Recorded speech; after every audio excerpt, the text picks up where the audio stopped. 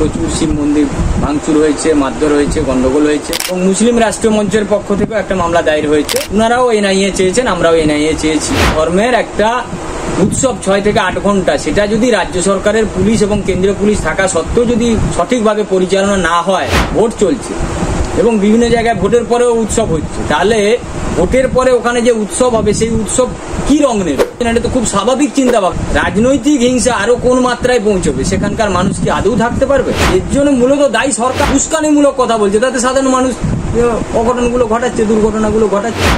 ইতিমধ্যে হাইকোর্ট থেকে রামনবমীতে যে অশান্তি হয়েছিল মুর্শিদাবাদে, মূলত সেই বিষয় নিয়ে হাইকোর্ট থেকে বলা হয়েছে এবং বিশ্ব হিন্দু পরিষদ এবং মুসলিম যে রাষ্ট্র একসঙ্গে যে আপিল করা হয়েছিল সেই বিষয় নিয়ে।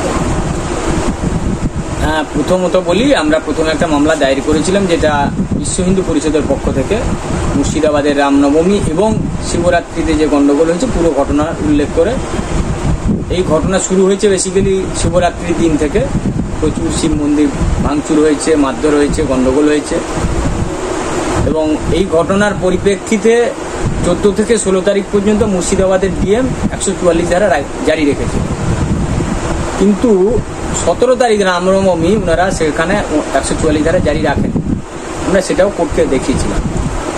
গতকাল মহামান্য প্রধান বিচারপতি ছিলেন না, এটা জাস্টিস হরিশ ট্যান্ডন এবং হিরণময় ভট্টাচার্যের বেঞ্চে মেনশন করে মামলাটি শুনানি হয়েছিল এবং তখনই ওনারা আমাদের কেসে, বিশ্ব হিন্দু পরিষদের একটি কেস ছিল তখন ওনারা মামলাটা শোনার পরে রিপোর্ট ফাইল করতে বলেছিল আজকে 3টের সময়।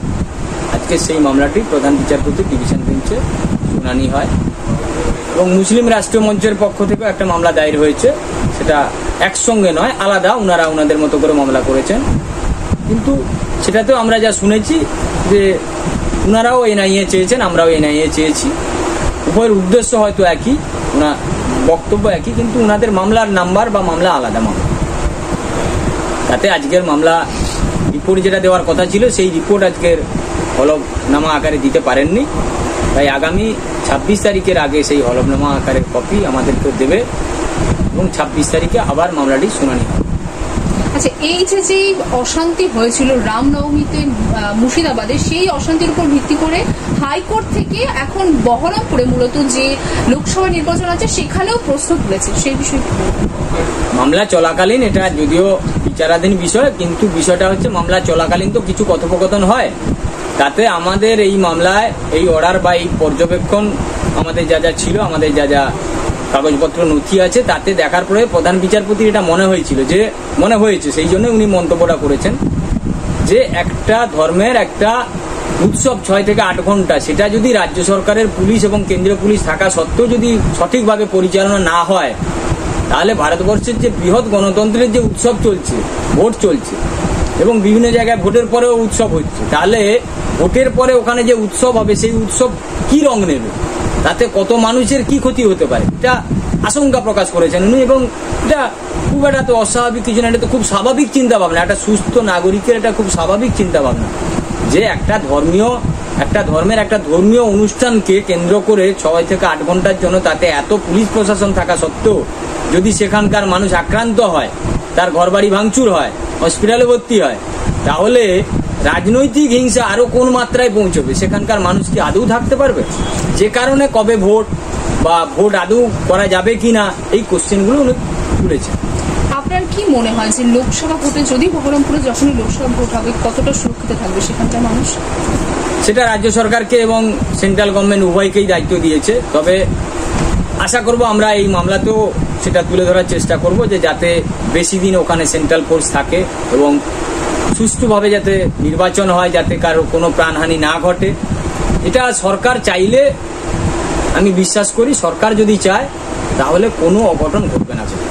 আচ্ছা, লোকসভা নির্বাচনে তো অনেক সুরক্ষার ব্যবস্থা নেওয়া হয়েছে, এর সাথে তো রামনবমীতেও নেওয়া হয়েছিল। হাইকোর্ট থেকে রামনবমীর উদ্দেশ্য বলা হয়েছিল অনেক সুরক্ষা নিতে, তারপরেও মুর্শিদাবাদে এই যে অশান্তি আমরা দেখতে পেলাম, আপনার কি মনে হয় এর জন্য মূলত কে দায়ী? সরকার দায়ী। রামনবমীতে আমরা যে মামলাটা করেছিলাম হাওড়া নিয়ে, হাওড়ায় গত বছর অঘটন ঘটেছিল, সেখানে বোম পড়েছিল, সেটাতে নিয়ে আমরা মামলা করে পরবর্তী সময় সেখানেও এনআইএ হয়েছিল, এনআইএ তদন্ত চলছে এবং তাতে যারা মূল পান্ডা ছিল তারা অ্যারেস্ট হয়েছে। এই ঘটনাকে কেন্দ্র করে রাজ্য সরকার যখন প্রথম তদন্ত করে নিজেদের পুলিশ দিয়ে, তখন কিন্তু যারা মিছিল বের করেছিল তাদেরকেই আসামি বানিয়ে তাদেরকেই অ্যারেস্ট করেছিল। অথচ এনআইএ এর কাছে যখন তদন্ত ভার যায় তখন পুরো ঘটনা ঘুরে যায়। এখানে হাওড়ার ক্ষেত্রে আমরা যখন মামলায় আবেদন করে মামলা করি, মামলার পরে যখন অর্ডার হয়েছে, হাওড়ায় কোনো অঘটন ঘটেনি, কোনো দুর্ঘটনা ঘটেনি, কোনো রকম ডিস্টার্ব হয়নি। সেটা মুর্শিদাবাদের ক্ষেত্রে স্পেসিফিক ছিল না, সেখানে দুর্ঘটনা ঘটিয়েছে। এবং এর জন্য মূলত দায়ী সরকার। সরকার দেখবেন আপনি প্রতিদিন মিটিং মিছিলে যেসব কথাবার্তা বলছে, সরকারের যারা প্রধান উস্কানিমূলক কথা বলছে, তাতে সাধারণ মানুষ অঘটনগুলো ঘটাচ্ছে, দুর্ঘটনাগুলো ঘটাচ্ছে, তারপরে কেস খাচ্ছে, কে জেলে থাকছে, সেগুলো নিয়ে তো আর সরকারের কিছু যায় আসে না। সরকার তার জায়গায় সাকসেস। আচ্ছা, আপনার কি মনে হচ্ছে কি ফল আসতে পারে এই যে মানে সুপ্রিম কোর্টে যে আপিল করা হয়েছে এই মুর্শিদাবাদের ভায়োলেন্স যেটা হয়েছে রামনবমীতে, সেই বিষয় নিয়ে সুপ্রিম কোর্টে, হাইকোর্টে আমরা আশাবাদী যে আমরা যেটা চেয়েছি এনআইএ, কারণ ওখানে বোমের ব্যাপার আছে, বোমের যদি ঘটনা প্রমাণিত করা যায় তাহলে সেই কেস রাজ্য সরকারের পুলিশের কাছে তদন্তভার থাকতে পারে না। রাজ্য সরকার সেটা ডিনাই করার চেষ্টা করছে, আমরা আমাদেরটা প্রমাণ করার চেষ্টা করব।